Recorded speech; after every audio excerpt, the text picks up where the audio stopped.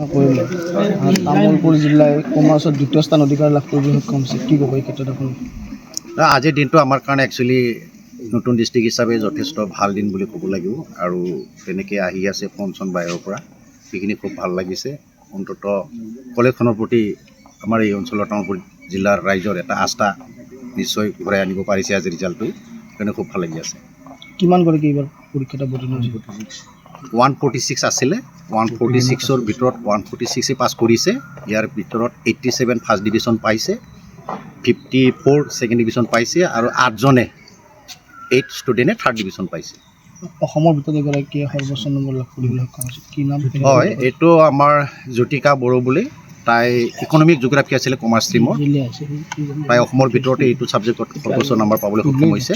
গতিকে আমাৰ বিষয়টো লৈ খুব ভাল লাগিছে মোৰটো। গোটেই টিচাৰখিনি উৎফুল্লিত হৈ আছে এই বিষয়টো লৈ পেলাই। কেইখন লেটাৰ পাইছে? তেওঁ পালে 3খন লেটাৰ পালে, 3খন লেটাৰ পাইছে তাই। আৰু বাকী পাৰ্চেণ্ট হিচাপে 71 তেনেকুৱা ৰৈছে তাই। ষ্টাৰটোতো 5জন চাকি গ'ল আমাৰ। তামোলপুৰ বাণিজ্য মহাবিদ্যালয়ত 1993 চনৰ পৰা সেৱা আগবঢ়াই আছোঁ। আমি বহুত কষ্ট কৰিছোঁ ল'ৰা ছোৱালীৰ কাৰণে। আমি ৰেগুলাৰলি ক্লাছবিলাক কৰোঁ। কোনোবা ল'ৰা ছোৱালী যদি ক্লাছ নকৰে এইবিলাক মাতি আনিও আমি ক্লাছ কৰোঁ। যেতিয়া ক'ৰবাত বাহিৰত ঘূৰিও থাকে মাতি আনো যায়। আমি আমাৰ কলেজৰ পৰা বাহিৰত টিচাৰ ওলাই যাই পেলাই আমি মাতি আনো, আমাৰ ৰেকৰ্ড আছে। গতিকে ল'ৰা ছোৱালীবিলাকক আমি যিখিনি শিক্ষা দিছোঁ ভালেই হৈছে। আৰু এইবাৰ 26ত যিটো উচ্চতৰ মাধ্যমিক চূড়ান্ত পৰীক্ষাত আমাৰ কলেজে সৰ্ববৃহৎ ৰিজাল্ট কৰিছে, অসমৰ ভিতৰত দ্বিতীয়। গতিকে খুবেই আনন্দ পাইছোঁ আৰু মই নিজে উৎফুল্লিত হৈছোঁ। মোৰ ছাবজেক্টটো বিজনেছ ষ্টাডি, তাতেও বহুতে লেটাৰ পাইছে আৰু অন্যান্য ছাবজেক্টতো লেটাৰ পাইছে।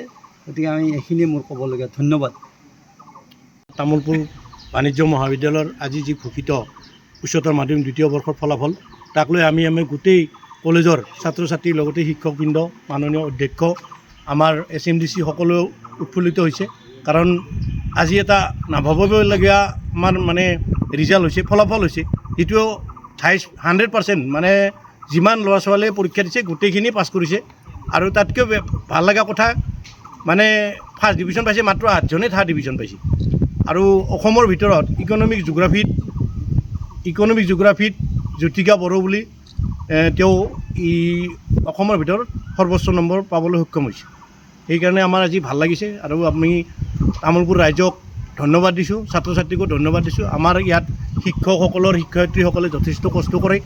ইয়াত কিছুমানে ভাবিব পাৰে আমাৰ ইয়াতে হেৰি নাই, কিন্তু আমি যিখিনি ছাত্ৰ ছাত্ৰী পাওঁ আপোনালোকে জানে খুব কম নম্বৰৰ ছাত্ৰ ছাত্ৰী আহে।